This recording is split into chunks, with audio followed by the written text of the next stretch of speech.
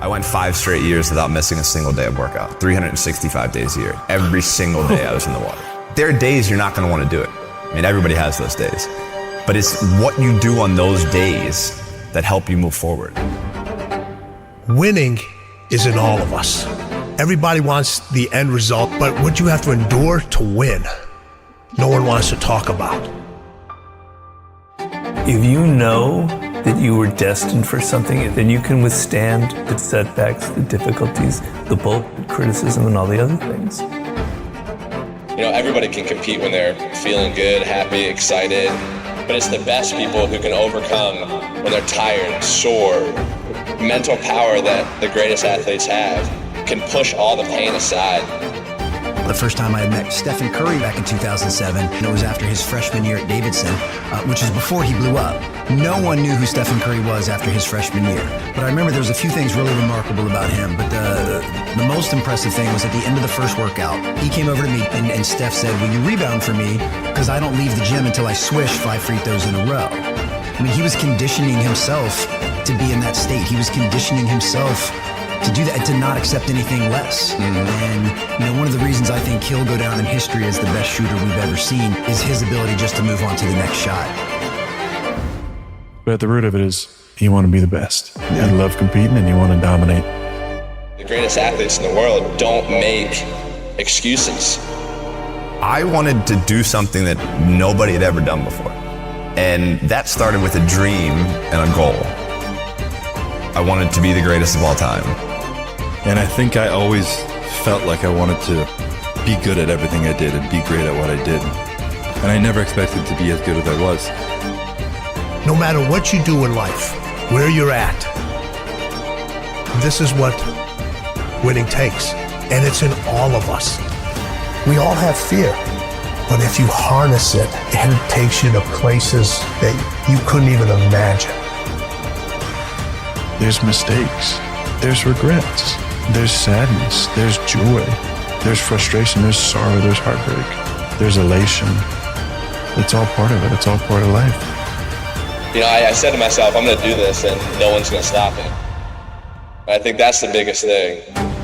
In order to win, you have to be seen. Winning is everything. It's everything. People are champions when they really see themselves with no limits, when they really see themselves great, because when you see yourself there, you are much more willing to do the work. You are much more willing to break barriers that others don't break because they don't really see themselves breaking those barriers. And this young guy, Djokovic, is 19 years old and he plays Roger for the first time in a Grand Slam. He's nobody. When Novak Djokovic started, Rafa and Roger were winning everything. It's impossible to win a Grand Slam with those two guys. You can't beat them. They're just way better than everyone. And he's interviewed before the match and he says, I'm going to beat this guy. And I remember the press went really bad against him. Who does he think he is? But he was seeing him there. He was seeing himself there. He was seeing himself better than them, which maybe people saw that as being cocky, but he was just very confident about his abilities. And he ended up being the best of the three. He beat all the records. He beat them on every level because his self-belief was extremely high. His self-esteem, the way he was seeing himself. That's how I know if someone is a champion. And a lot of people fake it, which is better than not faking it, but it's not as good as really believing it deeply inside. You talk to the young players, they will say, I want to be number one. I mean, they wish, yeah. The ones who really want to, you know, because they're not only saying it, but they're putting on the work. And this is a big difference because when you really believe you can get there, it's much easier. It's never easy to work hard, but in a way, you are willing to do everything to get there. When you wish it, you do things halfway or you don't do it fully. So that's a big difference. But when you look at the road to winning, people look at you and they're like, you're a success. But your road has so many more steps. Those steps are infinite. Sometimes you get to see them, sometimes you don't. Sometimes they're there, other times they're wobbly. You don't know if that next step is going to be there, but you have enough belief in yourself to say, I know it's there. I'm going to take that step. I may miss the step, I may fall, I may get scraped, that step may go into quicksand, but I know there's another step. I know it. I believe inside me that there's another step that I have to take, that somebody else isn't making me take. Those steps are infinite. Winning is infinite. Those steps are infinite. Of course, if your self-esteem is big, like huge champions, I mean, legends like Serena or Venus, and I had this discussion with Richard Williams, their father, and he told me my main focus was to create two young ladies that were believing in themselves in general. And he said to me this, and I believe it, whatever they would have done, they would have been successful. We chose tennis, but if they would have wanted to be runners or singers or whatever, they would have succeeded because they had this incredible self-esteem that they have. And you'll see that whatever they're going to do after tennis, they're going to be successful. I think from the get-go, I believed I could do it. You know, it just seemed so real to me. I'd already gotten sponsors, I was already winning competitions, and I saw the pros, you know, making a great living at what they were doing, and I just figured, like, God, if I could just get to that point, you know, I think I could make a bit of a living out of this. Why would you do crazy efforts, working crazy hard to achieve something you don't really believe in?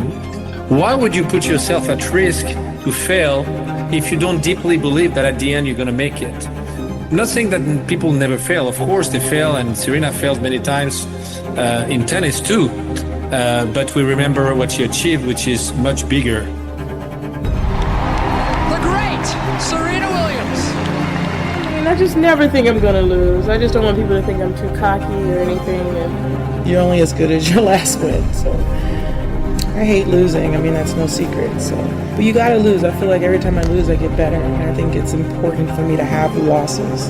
Just the fewer, the better for me. I think a lot of people just, they see you run and they say, oh, it looks so easy, you really look effortless. But before it gets to that point, it's hard. It's like hard work. It's day in, day out, sacrifice, day in, day out. The confidence comes from preparation.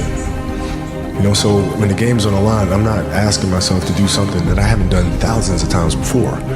When I'm prepared, I know what I'm capable of doing, I know what I'm comfortable doing, and I know what I'm not comfortable doing.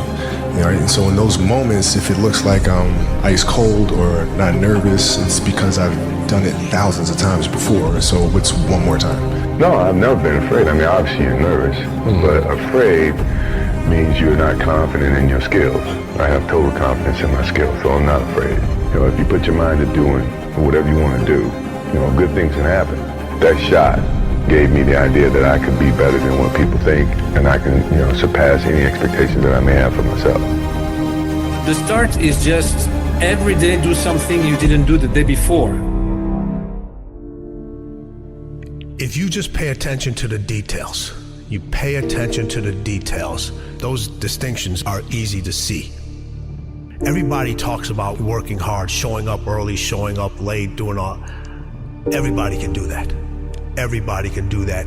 It's the mannerisms of the way they carry themselves. It's the way they compete. It's the way they listen. It's the way they absorb information, how coachable they are. The one thing all my athletes in business, in sports, the best of the best are so coachable. They listen. They listen, they absorb the information, they pay attention, they're there.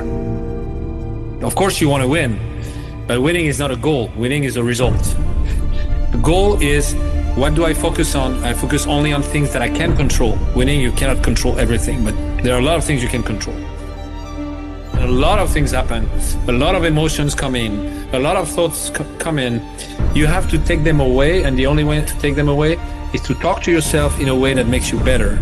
But you also have to make efforts every day, and you do, to have those small victories and build yourself as a person that is able to achieve his dreams. By no means have I never made a mistake. I've made lots of mistakes, both in and out of the pool. And, you know, I've been able to learn from every one of those mistakes. And I've been able to, you know, help people not make the same mistakes that I've made. So keep going. You're doing the right thing.